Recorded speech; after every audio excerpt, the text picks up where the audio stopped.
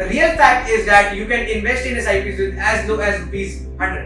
या फिर आप ऐसा सोचते हैं कि आपकी 2-3 महीने के लिए इनकम ऊपर या नीचे होगा तो आप अपने SIP को 2 या 3 महीने के लिए पॉज कर सकते हैं और 4th मंथ से दोबारा से स्टार्ट हो जाएगा। कोई भी इन्वेस्टर जिसको बिल्कुल मिनिमम एक्सपीरियंस है या बहुत ज्यादा एक्सपीरियंस है, SIPs are for everyone. Hello friends, today we are going to talk about myths that you have listened about SIPs, यानी कि जो सच नहीं है आपने वो जो सुना हुआ है हम उसके आज बारे में बात करेंगे। सिस्टमैटिक इन्वेस्टमेंट प्लान का मतलब होता है आप छोटा अमाउंट हर महीने निवेश करते हैं शेयर बाजार में। SIPs में आप 2 तरीके से इन्वेस्ट कर सकते हैं, एक होता है इक्विटी में इन्वेस्ट और एक होता है डेट में इन्वेस्ट। इक्विटीज का मतलब होता है ओनरशिप ऑफ बिजनेसेस, यानी कि सपोज आपने जब इन्वेस्ट करा SIP में और उसने अगर Reliance, HDFC bank, ICICI bank example उसमें इन्वेस्ट करा हुआ है तो आप उनके शेयर होल्डर में इन्वेस्टेड है। लेकिन अगर आपने डेट में इन्वेस्ट करा हुआ है, डेट का मतलब होता है गवर्नमेंट ऑफ इंडिया की सिक्योरिटीज, बैंक सिक्योरिटीज या फिर कई बार हम कॉर्पोरेट्स को लोन देते हैं। यानी कि एग्जांपल अगर आप रिलायंस इंडस्ट्रीज के चेयरमैन हैं और अगर आपको लोन चाहिए तो आप किसी म्यूचुअल फंड के पास जा सकते हैं और वो आपको लोन दे देगा। So this is investing in debt and equity. So myth number 1, investing in SIPs is expensive. No. The real fact is that you can invest in SIPs with as low as ₹100.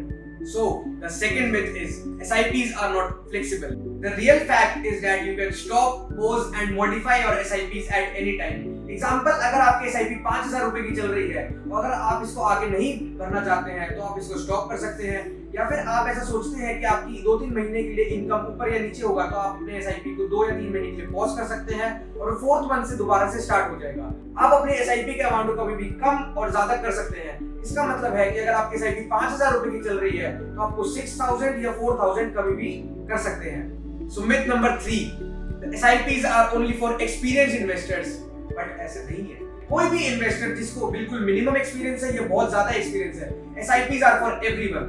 अगर आपने आज से start करा SIPs तो धीरे-धीरे आपको भी उतना ही एक्सपीरियंस हो जाएगा जितना कि जिस बंदे ने 5 साल पहले करा था। So the one thing is that you have to give time to SIPs to become an experienced investor।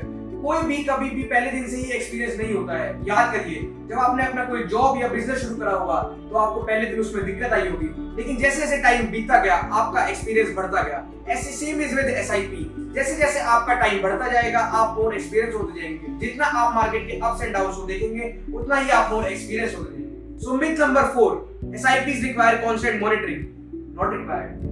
सो आप अपनी कोई भी एक SIP की डेट चूज कर सकते हैं तो जो आपकी SIP होगी वो आपके बैंक से ऑटोमेटिकली डेबिट हो जाएगी उस डेट पे। So the dates available for SIPs are from 1 to 30।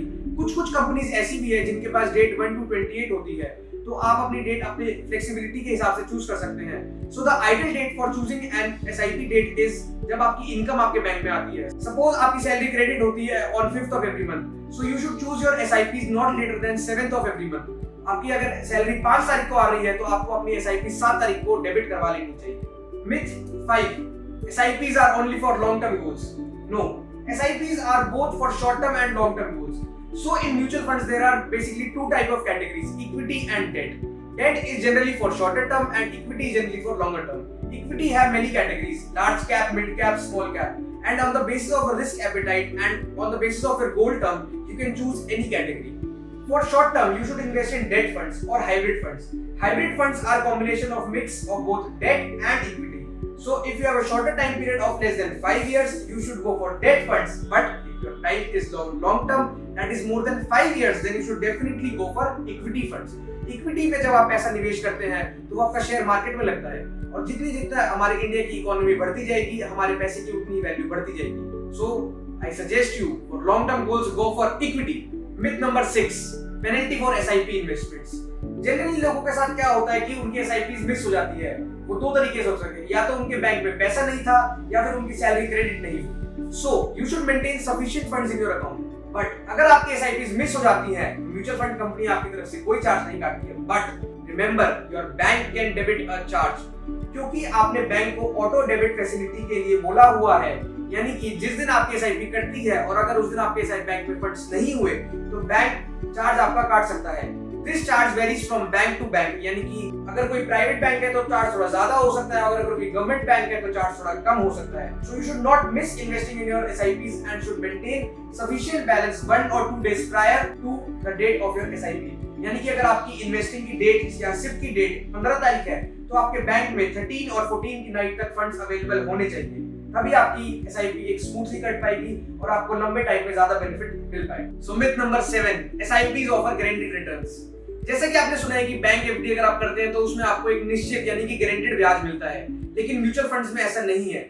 Mutual funds do not offer you guaranteed returns. Mutual funds में दो टाइप के कैटेगरीज होती है, इक्विटी और डेट। जब आप डेट में इन्वेस्ट करते हैं तो आपको हो सकता है कि जब जितना आप लंबे टाइम तक उसको होल्ड करेंगे आपको एक गारंटीड रिटर्न यानी कि प्रेडिक्टेबल रिटर्न आपको मिल सकता है। लेकिन जब आप इक्विटीज में इन्वेस्ट करते हैं तो आप शेयर मार्केट में इन्वेस्ट कर रहे हैं। जब आप शेयर्स में इन्वेस्ट कर रहे हैं तो उनकी value daily up and down होती है। तो जब आप स्टार्टिंग में आप इन्वेस्ट करना शुरू करते हैं तो जितना मार्केट आपका डाउन जाएगा इन केस ऑफ इक्विटीज उतना आपको ज्यादा फायदा होगा। इसे एक एग्जांपल के मतलब से समझते हैं। सपोज आपने कोई म्यूचुअल फंड में इन्वेस्ट करा 100 रुपए पे और धीरे धीरे उसका रेट 80 आया, 50 आया, 30 आया। सो जब आप इसको एवरेजिंग करेंगे तो आपकी जो एवरेज है वो 100 रुपीज से कम आएगी, यानी कि जो आपकी पहली इंस्टॉलमेंट थी। तो आप जितना टाइम अपना लंबा एक एसआईपी को इक्विटीज में चलाते हैं उतना ही आपको ज्यादा फायदा होता है। तो जब लिखा होता है कि mutual funds investment are subject to market risk, market risk का मतलब होता है कि जब शेयर मार्केट ऊपर नीचे होता है उसी को हम मार्केट रिस्क कहते हैं। So equities in SIP is not for short term but for long term. SIPs in debt can be for short term and as well as for